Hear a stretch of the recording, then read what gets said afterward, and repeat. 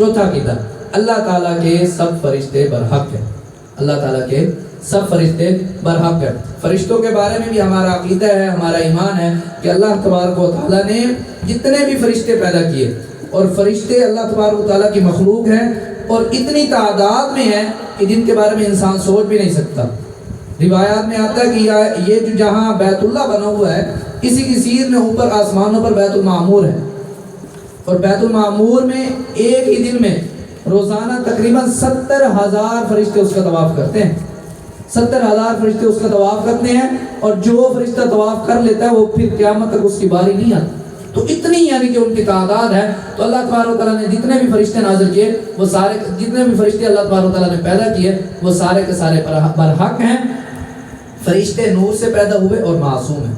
فرشتوں کے بارے میں ہمارا عقیدہ کیا ہے؟ فرشتے نور سے پیدا ہوئے اور معصوم ہیں۔ معصوم کا مطلب ہے کہ گناہوں سے پاک ہے، معصوم کا مطلب ہے کہ گناہوں سے پاک ہیں۔ اللہ تبارک و تعالیٰ نے ان کے اندر گناہ والا مادہ رکھا ہی نہیں۔ بات سمجھ رہی نا؟ اللہ تبارک و تعالیٰ نے ان کے اندر گناہ والا مادہ رکھا ہی نہیں ہے۔ اللہ تبارک و تعالیٰ نے ذوی العقول، عقل والی جو مخلوق ہے وہ 3 طرح کی ہے۔ 3 قسم کی مخلوق اللہ تبارک و تعالیٰ نے پیدا کی، اور تینوں کے اندر ہی عقل رکھ دی۔ نوری، ناری، خاکی۔ نوری، ناری، خاکی۔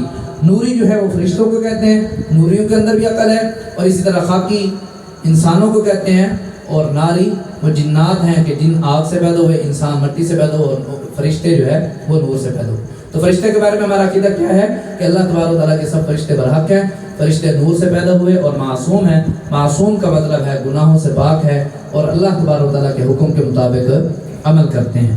دعا ہے کہ اللہ تبارک و تعالیٰ ہمیں عمل کرنے کی توفیق عطا فرمائے۔